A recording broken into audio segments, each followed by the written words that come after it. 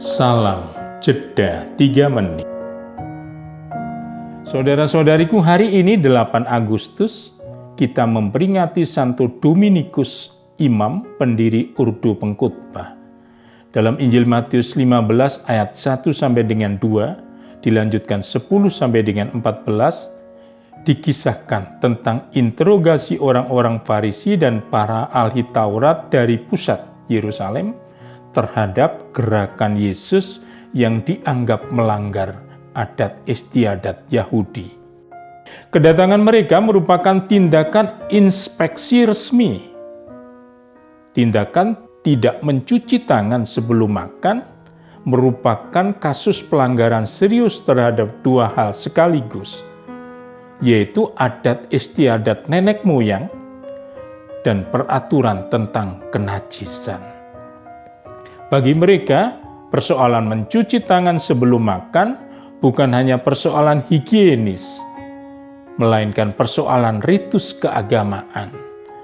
Dengan mengutip nubuat Yesaya, Yesus menilai bahwa pandangan dan sikap orang-orang Farisi dan para ahli Taurat tersebut sebagai ibadah tanpa hati dan pelanggaran perintah Allah. Yesus menegur mereka sebagai orang munafik, yaitu sikap yang secara ekstrim menjunjung tinggi hal-hal lahiriah dan secara sengaja mengeksposnya untuk memberi kesan saleh. Yesus memandang bahwa praktik kewajiban mencuci tangan sebelum makan hanyalah bentuk ibadah lahiriah, seperti halnya doa hafalan yang meluncur begitu saja dari bibir, bukan mengalir dari hati. Singkatnya, orang-orang Farisi dan para ahli Taurat telah menuduh para murid Yesus melanggar adat istiadat nenek moyang, dan Yesus balik menuduh mereka telah melanggar perintah Allah. Bagi orang-orang Farisi dan para ahli Taurat, najis berarti secara ritual kotor. Tangan yang najis akan menajiskan makanan yang dipegang, apalagi dimasukkan ke dalam tubuh. Semua akan menjadi deretan kenajisan. Maka ritus mencuci tangan sebelum makan menjadi kewajiban yang harus dilaksanakan secara ketat karena menurut mereka bisa membebaskan orang dari kenajisan. Pandangan seperti itu membuat mereka kehilangan hikmat dan kearifan.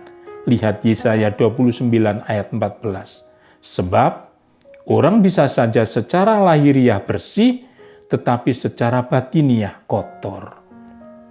Yesus mengajarkan bahwa yang dapat menajiskan adalah apapun yang dikatakan mulut yang keluar dari hati yang jahat, seperti sumpah palsu dan hujat, niat untuk membunuh dan rencana untuk mencuri, serta pikiran jinah dan cabul. Nah, itulah yang menajiskan seseorang. Budi yang jernih akan melihat bahwa Yesus benar. Berkat Tuhan dan salam jeda 3 menit.